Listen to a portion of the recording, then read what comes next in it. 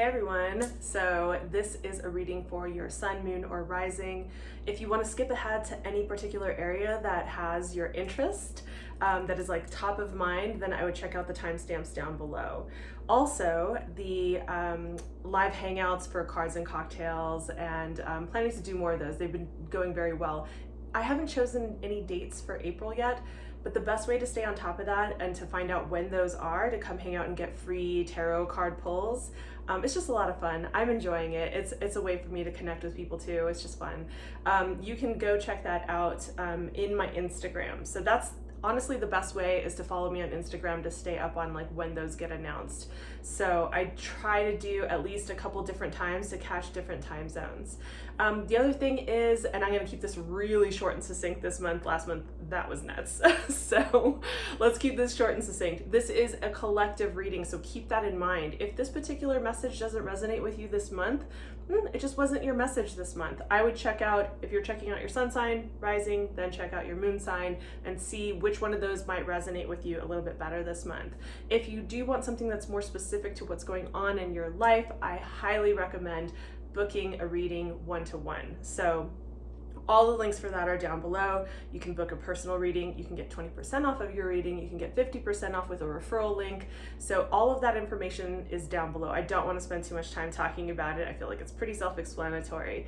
The last thing that I want to say is there are new subscriptions that are available on Patreon. So if you're someone who really likes ongoing personal guidance with respect to what you're dealing with in this particular month or any month, I have weekly one-to-one, either live or recorded, monthly subscriptions. So you can pay monthly to get weekly readings with me that are 30 minutes long, or you can pay for monthly 90-minute readings with me, and those are also either live one-to-one or recorded for you. So those options are now available on Patreon. Still working on the website thing in the background. It has been a bananas month, you guys. So I'm going as fast as I can, but things are changing pretty rapidly. Anyhow, I think that's about all. Enjoy your readings, and I hope to talk to you soon. Bye. Hello, Scorpio, and welcome to your April 2022 reading.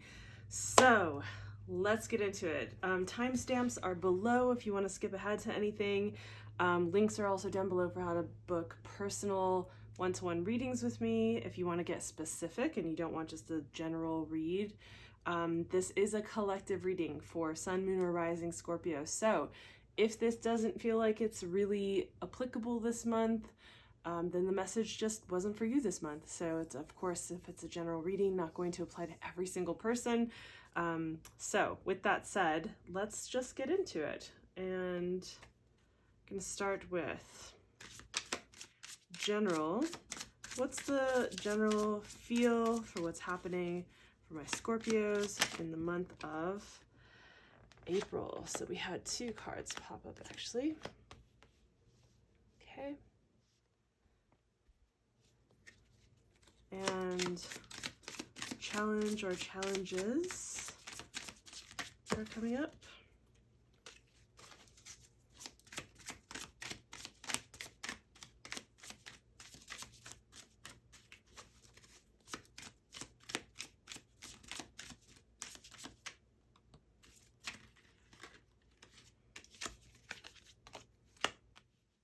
Okay. And spiritual advice. Okay. So let's also pull, and then we'll get into everything individually before we go to the love reading. But right now, let's take a look at finances, business, career. And this doesn't mean you need to be an entrepreneur, right? This could be about your workspace. So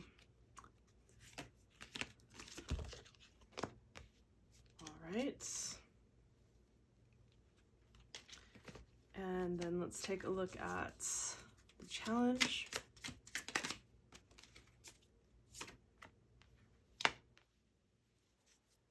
And also spiritual advice.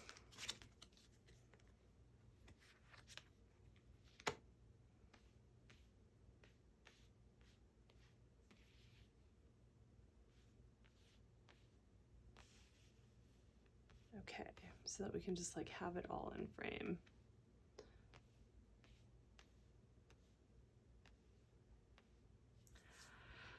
All right, Scorpio. So we're going to start with the top row and take a look at the general before we get into this bottom row here. So let's go ahead and bring this down. Let's bring these into the forefront. Okay. It's interesting here because what we're looking at is weighing out what is best for you. I would almost put this first and bring this over here, right? It's almost like this, I don't know what you're weighing out, what kind of decisions you're making. This could have something to do with legal matters, perhaps. Sometimes the Justice card does. It's a very Libran card as well. But it's like weighing things out. What feels balanced to you? What feels like the right move for you? What feels like there is equality, equanimity in whatever it is that you're trying to discern, right? To be discerning about and have clarity with. And then we also have that, like, I think that comes into this particular card here, which is the Four of Wands. The Four of Wands is definitely having to do with sometimes a purchase of property. So I don't know for who out there, if that's something that feels like you're weighing out perhaps, or coming together with somebody in a more solidifying kind of union, some kind of rite of passage. Rite of passage doesn't necessarily mean marriage. That could also mean moving in together or going from dating to exclusive or something like that, right? So we have those show up as possibilities for like the themes that are happening here. This is also harvesting like the fruits of your labor, and it's a very exposing type of card as well, right?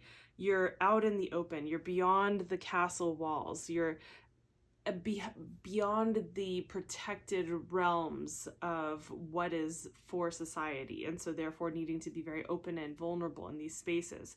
So if any of those kind of really hit the mark about what you might be weighing out for whatever reason, I think this could be a rite of passage that you are weighing out in some way, and that could be something that where you're graduating. It doesn't have to do with necessarily relationships, but you're graduating from one aspect of your life into like growing into a new aspect of your life, right? So those are just some things to consider here. The challenge that I'm seeing, and remember this is general, right? So I'm feeling for some of you that's going to seem really clear.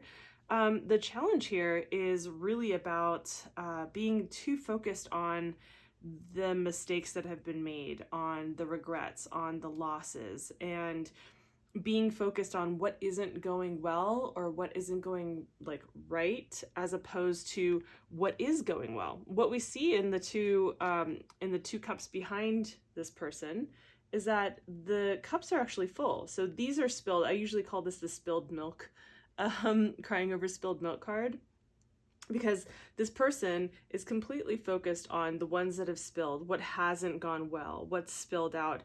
And then we have the two that are still completely full right behind him, and he's not actually seeing them because his focus and his attention isn't on that. You know, I think we know that from the way that our minds work as human beings, reorienting our attention towards what is working is actually what serves us best, because our mind will go to work at trying to find evidence to prove whatever orientation we have with our mind, right? Then we have over here, the spiritual advice card is the Five of Wands. And so in the position of, in the context of spiritual advice, of advice that you're getting from your guides, this is about needing to problem solve through the exchange of ideas. And while you're dealing with perhaps contending desires, right? Like where it seems like there are opposing desires, or it feels like there's some friction points with that the staying with patience, being open, being in a space where you can allow room for everyone's ideas without needing to like go to bat, right? Without needing to cross wands with the others. So as you go about finding solutions to whatever this is that you're weighing out and moving forward with, there is this need to address the fact that like you're looking at what hasn't gone well and hyper focused on that, and what you need to be focused on is like solutions oriented and making space for other people's desires, other people's ideas, and you being the one who holds the space and has the patience for that, right? So this feels a little bit like very open. I want to just get one more card with regard to like these two cards, just for a little bit of clarification. Interesting. So we have a Tower card moment, right? So there is this, it feels to me like there is this breaking down of whatever structure, whatever foundation, whatever it was that existed before, and weighing out how to proceed going forward. And I think you're growing into a new space within yourself. Now, this could be professionally, we're about to look at that, but this could be professionally, this could be in relationships, this could be just in your personal growth. How your life was working previously was not working. And so you've been in this decision weighing out process of like how it is you want to actually proceed and move forward and into this new higher area of your life, like this new growth spurt, this moving into like a rite of passage into like a next level, right? Okay, so I hope that that's clear for you, Scorpio. With that, let's actually get into your, we're gonna take a look at the world of business, finances, and career, right? So let's take a look at that here. All right. So first of all, I see a couple of different things. Mainly between these two cards here, what I'm seeing is that there, for a few of you, there is the possibility of travel. This card can sometimes mean traveling. And with travel opening up, that's not totally surprising. This can also indicate some kind of travel. So for some of you, that will be applicable. That said, that's definitely not going to be for everyone. It's just that I happen to see that particular connection. With this particular card, you are moving away from certain ideas, perhaps certain prospects or business ventures, maybe even from a job, but this can also mean like moving away to get perspective, right? So traveling far enough away where you actually can get, in a way, the bird's eye view, right? So getting some perspective. But most of the time, for most of you, this is really just about like needing to move away. The reason also, let me come back to why I'm talking about perspective, is because this is the card of like swords, right? Which has to do with our mind, amongst other things that have to do with the air element, right? So, and interesting that there's so much water there, right? It's like it's mental and emotional, but like moving away from certain things, like moving towards something else. So I think for some of you, it feels like you're needing to or wanting to move in a direction that is different from where you currently are. And for whatever reason, that feels like it's connected to, maybe, I'm getting for some people, it's a project, or it's not necessarily a business, but it's like a project or people that you work with or like in collaboration with or something like that. Now, when we look at the challenge card is the Five of Pentacles. The Five of Pentacles is like this kind of card where we feel like we're left out in the cold, often can feel really victimized, like it's all on me, it's all on my shoulders, I have to do it alone. And the fact of the matter is that you don't actually have to do it alone. One of the things that's interesting about this card that I always think about is that, this person could very easily just turn and walk into that, it looks like a church, right? Walk in there and be able to have warmth and safety and security. So speaking of that, this has to do with our security, with survival, essentially, right? This is a person out in the cold dealing with not having their Maslow's hierarchy of needs clearly taken care of, right? So what are you feeling like you're in survival mode about? Like if your job feels threatened, or if your finances are really low and you're struggling to take care of the basics, or whatever it is, and feeling like the weight of it is all on you and like you have to do it alone. That's part of the challenge here. And just recognizing that you actually don't need to do it all alone. know when to ask for help or look for other avenues where you can get assistance, right? So then when we're looking at the spiritual advice that you're getting, there are a few things that I'm seeing that are coming through here, right? So one of them that stands out very clearly is the Queen of Swords. The Queen of Swords is like, there is something that needs to be communicated, right? There's some kind of personal truth, like a personal honesty that needs to come through and be communicated with perhaps other people or in general, like having your voice, speaking up for yourself.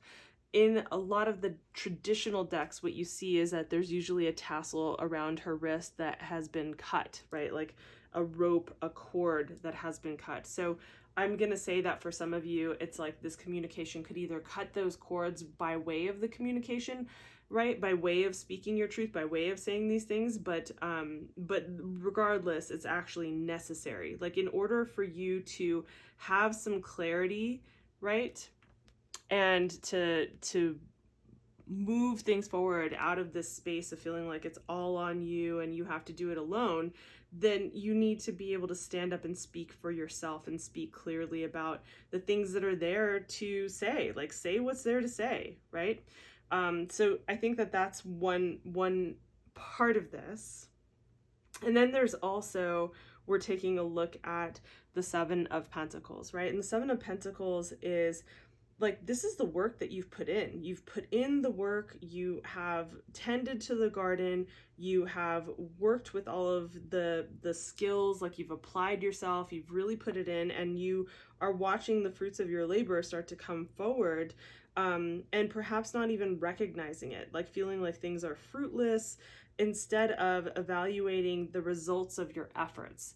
Regardless of whether things are going according to plan or going well or not, there still are some successes or some things that you have accomplished or done that help you with, like that you can glean, like you can glean the wisdom, you can glean what you have done and apply that to wherever you're going next, which may be part of this whole like what you're weighing out kind of thing, right? Like how you're weighing out where you're going next. I also feel like there's a connection between this particular card, right? Because I said that this is the harvest, and this is very much like a harvest type of energy as well, right? Their Seven of Pentacles is like, you've put in the work. Now you can look at and appreciate everything that you've actually put into whatever it is, whatever venture this is, or financial abundance or whatever it is, right? So, and again, we have like this weighing out vibe that we saw in the beginning here. So I'm feeling like this is starting to become connected to like your general reading feels like it's very much connected to this because of this kind of this weighing out, like the scales are weighing out, the pentacles are there, and you are weighing out your options and also trying to balance amidst the storm. Like there's chaos, or it feels chaotic, or life feels unstable in some way. And of course, and so trying to figure out like, which are the options? How do I balance this? Like, how do I balance, like sometimes I'll say that this is like the balance between work life, right? But this is work and life, right? And so this is the trying to balance and make a decision and looking at the options and weighing it all out. So they're like, part of the advice here is to like take a step back, appreciate the things that you've actually brought, like the things that have been cultivated, say the shit that needs to be said, and like, so that way it can help you with weighing out the options that are actually available to you. All right, Scorpio. So I feel like that's pretty clear. So I want to take a look at love for you. So let's get into love for my Scorpios for April 2022. Gonna keep that there. Got a little sneak peek. And then we're gonna take a look at what the challenges that's coming up for Scorpios for April 2022.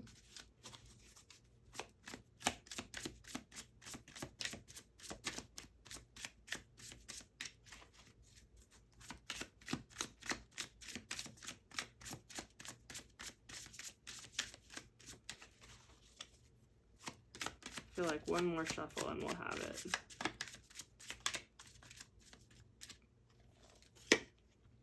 I'm getting 3.